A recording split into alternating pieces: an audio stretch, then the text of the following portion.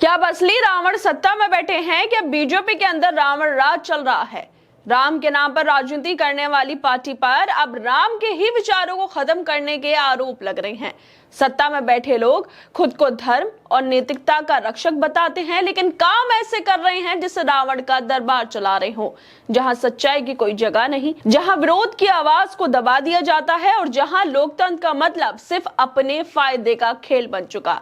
यही सवाल और यही बयान अब विपक्ष के सांसद खुलकर अमित शाह के लिए दे रहे हैं। देश की सुरक्षा की जिम्मेदारी गृह मंत्रालय की है, अमित शाह की है, लेकिन देश में जेन जी लगातार प्रोटेस्ट कर रहे हैं। बीजेपी शासित राज्य उत्तराखंड में युवा सड़कों पर हैं। बीजेपी सरकार के भ्रष्टाचार को, घोटालों को, पेपर लीक को उजागर कर रहे हैं। लद्दाख में वहां के लोगों की आवाजों को दबाया जा रहा है। जो लोग प्रदर्शन कर रहे हैं उन पर गोलियां चलवाई जाती हैं, 4 लोगों की मौत हो जाती है। मतलब अब देश में किसी को प्रदर्शन करने का, अमित शाह नरेंद्र मोदी की नाकामी पर आवाज उठाने का अधिकार नहीं है।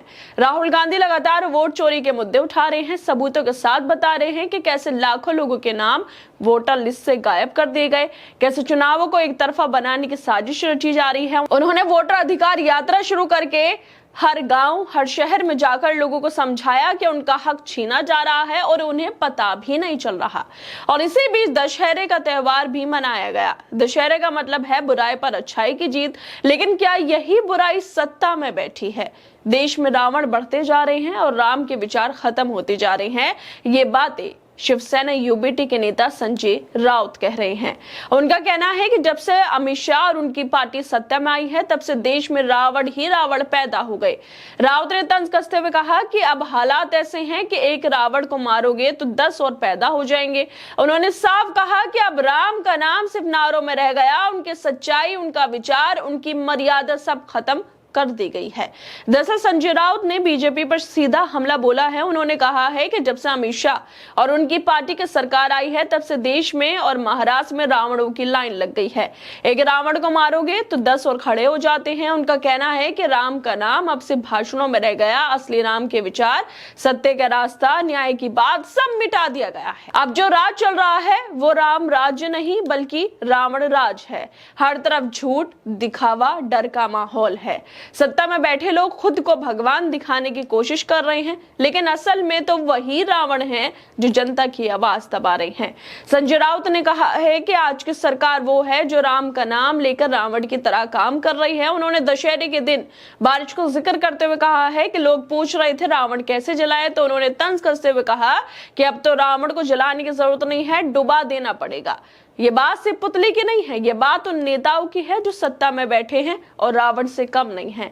राउत ने कहा है कि पहले मुंबई के रावणों को डुबाना है, क्योंकि यहाँ भी सरकार में बहुत से रावण बैठे हैं, और फिर दिल्ली के रावण को जलाना है जहां से ये पूरा खेल चल रहा है। यानी साफ मतलब है कि महाराष्ट्र में जो भाजपा की सरकार है वो भी सवालों के घेरे में है, और दिल्ली की सरकार यानी केंद्र सरकार तो पूरी तरह कटघरे में है ही। संजय राउत ने राहुल गांधी की तारीफें करते हुए कहा है कि आज राहुल गांधी के हाथ में मशाल है, वो असली लड़ाई लड़ रहे हैं। रावण को जलाने के लिए जो हिम्मत चाहिए वो राहुल गांधी में है। राहुल ने खुलकर वोट चोरी का मुद्दा उठाया है, सबूत दिखाए हैं कि किस तरह से लाखों लोगों के नाम वोटर लिस्ट से गायब कर दिए गए। कर्नाटक से लेकर हरियाणा और अब बिहार तक एक ही तरीका अपनाया गया, लोगों को उनके अधिकार से वंचित करो और सत्ता की सीट पर कब्जा बनाए रखो। राहुल गांधी ने वोटर अधिकार यात्रा की, गांव-गांव जाकर लोगों को बताया कि कैसे उनके अधिकार छीने जा रहे हैं। वो सिर्फ आरोप नहीं लगा रहे, सबूत भी दे रहे हैं। चुनाव अब ईमानदारी से नहीं, सिस्टम की सेटिंग से जीते जा रहे हैं। चुनाव आयोग से लेकर प्रशासन तक पर सवाल खड़े हो रहे हैं। देश की हालात किसी से छुपी नहीं है। महंगाई चरम पर है, बेरोजगारी से नौजवान परेशान हैं, किसान आत्महत्या कर रहे हैं और उद्योग धंधे बंद हो रहे हैं। लेकिन सरकार को चिंता है बस अपनी कुर्सी बचाने की। विकास के नाम पर सिर्फ भाषण हो रहे हैं, जमीन पर कुछ नहीं दिख रहा, और जो भी सरकार की नाकामी पर सवाल उठाए उसे टारगेट किया जाता है। दिल्ली की सरकार यानी मोदी शाह की जोड़ी पर भी राउत ने हमला बोला। उनका कहना है कि दिल्ली से जो हुक्म चलता है वही राज्यों में लागू होता है। देश में बीजेपी पर आरोप लग रहे हैं कि हर संस्था को कब्जे में लिया जा रहा है।